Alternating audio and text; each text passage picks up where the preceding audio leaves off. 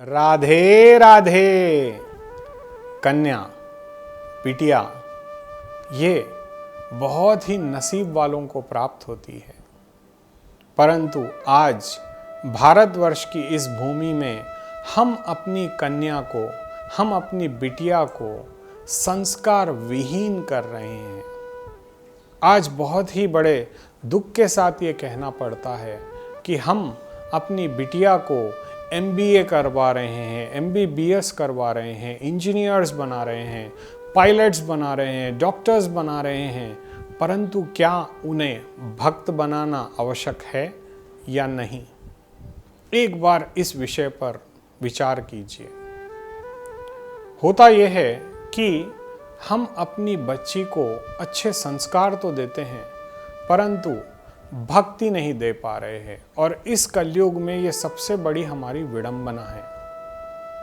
देखिए, जैसे एक बिटिया पैदा होती है, कभी आप देखिएगा नवरात्रि का जब समय आता है तो कन्या पूजन प्रत्येक घर में किया जाता है, और हम बचपन से ही हमारे पास ये शिक्षा दी जाती है कि नवरात्रि की अष्टमी को या नवमी के दिन कन्या पूजा किया जाता है।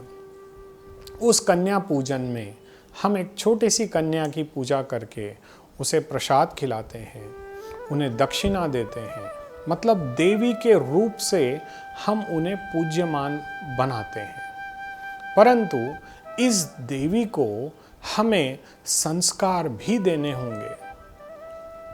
वैसे तो सभी माँ बाप संस्कार देते हैं, मैं ये नहीं कहना चाहता कि हम संस्कार नहीं दे रहे हैं, परंतु आज के इस युग में स्त्री को ही दोषी बताया जा रहा है।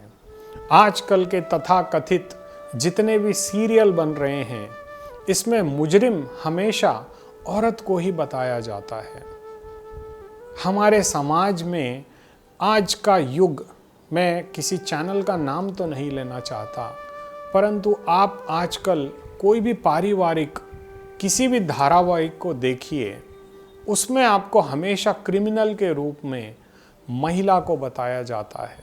ये कितने दुर्भाग्य की बात है हमारे लिए कि आज जिन्हें हम देवी के रूप में पूजते आए हैं, जो कि झांसी की रानी या कभी मीराबाई या बड़े बड़े वीरांगनाएं इस देश को हमें स्त्री के रूप में प्राप्त हुई, महिला के रूप में प्राप्त हुई, परंतु आज उसी महिला को क्रिमिनल बताया जा रहा है। आज हमारी बच्चियां पढ़ाई में तो अव्वल हो गई हैं, परंतु भक्ति में पीछे रह गई हैं। आज यदि हम अपने बच्चों से या बच्चियों से विशेष रूप से कहें कि उनके जीवन में यदि वो सुखी रहना चाहती हैं, तो उन्हें धर्म को अपनी ताकत बनाना होगा। मैं ये नहीं चाहता कि आप पढ़ो मत, लेकिन पढ़ाई के साथ साथ आपको अपने घर के रीति रिवाज संस्कार भी पता होने चाहिए। आज अक्सर प्राय देखा जाता है कि हम बर्थडेज मना रहे हैं तारीख से, मैरिज एनिवर्सरी मना रहे हैं तारीख से, सब कुछ इंग्लिश वातावरण में हम लोगों ने तब्दील कर लिया है।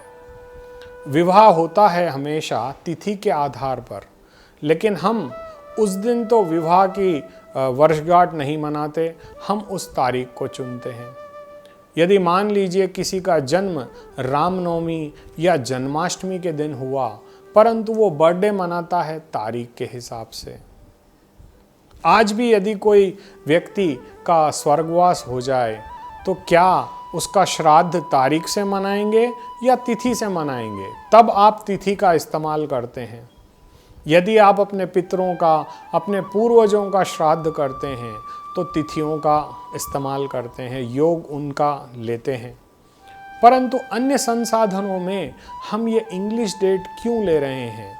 आज हम अपनी विरासत जो है हमारे घर की महिला है।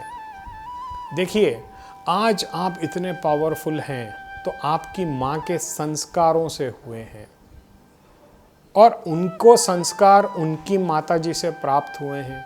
लेकिन हमारे इस आधुनिक युग की बच्चियों को न तिथियों का ज्ञान है, न त्योहारों का ज्ञान है, न भक्ति का ज्ञान है, न मंत्रों का ज्ञान है, न स्तोत्रों का ज्ञान है। तो कैसे हमारा हिंदू धर्म टिक पाएगा? आज के युग में हमें हमारे बच्चियों को परिवर्तित करना होगा। जैसे ही एक कन्या 9 वर्ष की आयु में आए, उसे सर्वप्रथम गौ भक्ति सिखाएं। आज के युग में हिंदू समाज में डाइवोर्स जैसी प्रथाओं को क्यों प्रभाव मिल रहा है? क्योंकि हम लोग संस्कारों को भूल चुके हैं। हमारे बच्चे आज दुख भोगने के लिए पैदा नहीं हुए हैं।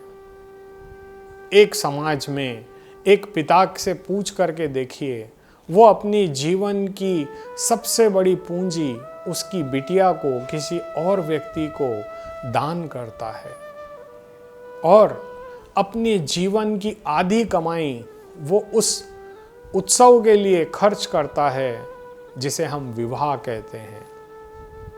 परंतु यदि वो विवाह 2 या 3 महीने में ही खराब हो जाए, टूट जाए या नहीं टिक पाए, तो एक पिता के दिल पर क्या बीतती है? और इसका कारण ये है कि हमने अपनी बच्चियों को भक्ति करने से रोक दिया है। आज हमें वापस उन्हें अपने उसी सनातन धर्म की ओर लाना होगा। हमारी घर की बिटिया, हमारे घर की बच्चियों में वो शक्ति है जो माँ का अंश है। काली, लक्ष्मी, सरस्वती, इन सभी का अंश हमारे बच्चों में है। परंतु हम उन अंशों को आधुनिक समाज के डर से छुपा रहे हैं।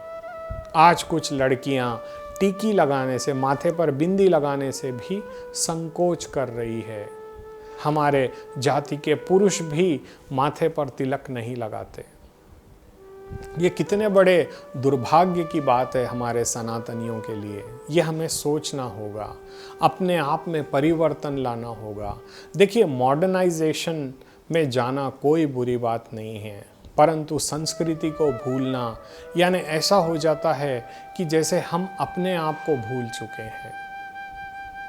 यदि आप भी अपने बच्चों से भक्तिपूर्ण वातावरण में भक्ति करवाएं, आपकी बिटिया को ये अवश्य ज्ञान कराएं कि उसे हर सोमवार भगवान शिव का अभिषेक करना है, भगवान कृष्ण का अभिषेक करना है। अपने घर में आप पुरानी संस्कृति को पुनरुत्थान कीजिए, भक्ति का समय उन्हें दीजिए।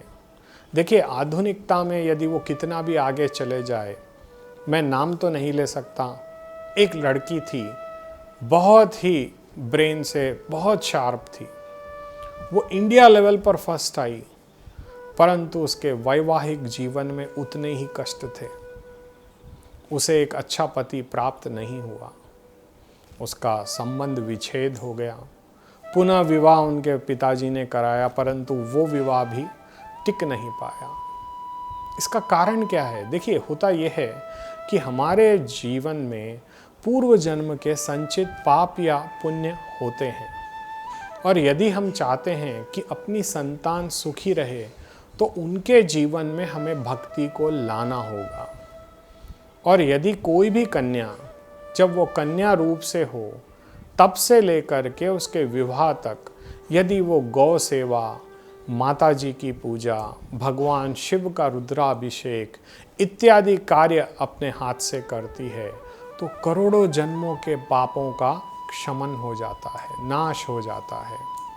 आपकी बिटिया के जीवन में कभी किसी प्रकार का फिर पाप नहीं बचता। परंतु हम क्या करते हैं? बच्चों को आधुनिकता में व्यस्त करते हैं। हम उन्हें न्यू ईयर मनाने की छूट देते हैं, हम उन्हें बर्थडे मनाने की छूट देते हैं, पार्टीज़ में जाने की छूट देते हैं, लेकिन क्या भक्ति करने में हम उन्हें प्रोत्साहित करते हैं? नहीं करते। ये किसका कर्तव्य है कि हम उन्हें भक्ति की ओर प्रोत्साहित करें? क्योंकि काम तो केवल गोविंद ही आने वाले हैं। आपको क्या लगता है, जब कभी आपके ऊपर समस्या आती है, सर्वप्रथम नाम आप किसका लेते हो? भगवान का। तो केवल दुख में ही सुमिरन करने के लिए भगवान है, सुख में रख करने के लिए नहीं है। हमें दुख आने के बाद या दुख आने की प्रतीक्षा करनी चाहिए। एक बार इस बात पर विशेष ध्यान दें कि हम अपनी संतान को यदि सुखी करना चाहते हैं और उन्हें सुखी जीवन प्रदान करना चाहते हैं, तो उन्हें मॉडर्न अवश्य बनाएं, लेकिन मॉडर्न भक्त ज़रूर बनाएं, क्योंकि भक्ति यदि उनके साथ रहेगी तो जीवन में सर्वत्र वो विजय प्राप्त करेंगे। कभी उनके जीवन में निराशा नहीं आएगी। जब मैं अमेरिका जाता था बीच में, तो अक्सर ऐसा देखता था कि काफ़ी लोग डिप्रेस्ड रहते हैं। उनके जीवन में एक अकेलापन है। पैसा तो अनगिनत है, परंतु शांति नहीं है, सहृद नहीं है, प्रेम नहीं है। वो किसके लिए जीवन जी रहे हैं उन्हें खुद को पता नहीं है। वही हाल अब धीरे धीरे हमारे भारत देश का भी हो रहा है, क्योंकि हम अपनी संस्कृति से, हमारी सभ्यता से, हमारी सनातन पद्धति से दूर हो रहे हैं।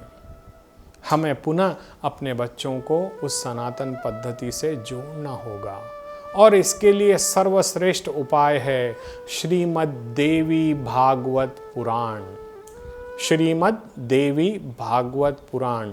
आप सभी माता पिताओं से मेरे हाथ जोड़ के विनम्र निवेदन है कि इस श्रीमद् देवी भागवत पुराण, यदि आप संस्कृत में न पढ़ पाएँ तो इसको सरल भाषा यानी हिंदी भाषा में भी ये बुक उपलब्ध होती है।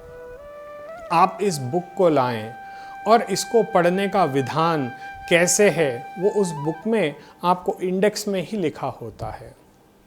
आप इसे अपनी बिटिया से पढ़वाएं, क्योंकि जिस घर में देवी भागवत का पारायण होगा उस घर की कन्या कभी दुखी नहीं रह सकती। और बोलते हैं ना, जिसकी बेटी सुखी उसका जन्म सुखी। हर माँ बाप के दिल की यही आशा होती है कि मेरी बिटिया सुखी रहे, और वो सुख तभी पा सकती है जब वो भक्ति में रहेगी। और जब तक हम अपनी संतान को भक्ति नहीं सिखाएंगे, परमात्मा की शरण ग्रहण करना नहीं सिखाएंगे, तब तक उनके जीवन में तकलीफ आते ही रहेगी। एक अच्छी पिता का या एक अच्छी माता का ये परम कर्तव्य है कि अपने बच्चों को हम अपने धर्म से जोड़ें, अपने कर्तव्यों से जोड़ें, भक्ति से जोड़ें।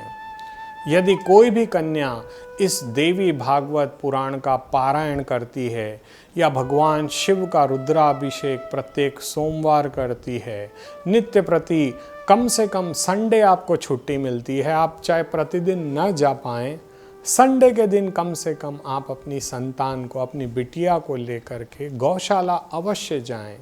1 घंटा, आधी घंटा, जितना आपसे समय हो सके आप गौ सेवा अपनी बिटिया के हाथ से कराएं। ये 3 कार्य आप अपनी बिटिया के जीवन में यदि 9 वर्ष से प्रारंभ कर देंगे, तो जब तक उसका वो विवाह योग्य होगी, यानी कम से कम आज 21 वर्ष की आयु में व्यक्ति विवाह योग्य होता है, यानी आपके पास होते हैं 12 वर्ष, तो 1 वर्ष में होते हैं 12 महीने, यानी 12 वर्ष में हमें हो गए हैं 144 हफ्ते, 144 जहाँ तक मेरा नॉलेज है मैं बता पा रहा हूँ। तो इन महीनों में यदि वो एक बार भी कम से कम गौशाला जाती है, तो कम से कम वो 12 वर्ष तक 150 बार तो कम से कम जा ही पाएगी। यदि 150 से मतलब महीने, अगर हम महीने के हिसाब से देखते हैं, तो अगर आप उनको हफ्ते में कैलकुलेट करें तो ये कम से कम हो जाएगा 600 से 700 बार। अब आप सोच के देखिए, जितनी बार वो रुद्राभिषेक करती है, अगर महीने में 1 बार भी करती है और 12 वर्ष तक लगातार यदि वो भगवान शिव का अभिषेक करती है, माँ का आराधना करती है इस देवी भागवत पुराण से कम वो साल भर में यदि 1 बार भी इसको पढ़ ले और ऐसे 12 वर्ष तक लगातार यदि पढ़े, तो क्या लगता है आपको, आपकी बच्ची के जीवन में कभी कोई कष्ट रह पाएगा? कभी नहीं रह पाएगा। तो आपको ये निर्णय लेना होगा कि आपके जीवन में आपकी बिटिया को आप सुखी करना यदि चाहते हैं, यदि उनको एक उच्च पद तक पहुंचाना चाहते हैं, तो सर्वप्रथम उन्हें भक्ति के मार्ग पर लाना होगा, हमारी संस्कृति की ओर लाना होगा, हमारी सभ्यता की ओर लाना होगा। नहीं तो वो दिन दूर नहीं है जब दीपावली पर आपकी बिटिया को यही पता नहीं होगा कि माँ लक्ष्मी की पूजा कैसे की जाती है, भगवान गणेश की पूजा कैसे की जाती है। एक बार अवश्य विचार करें। राधे राधे।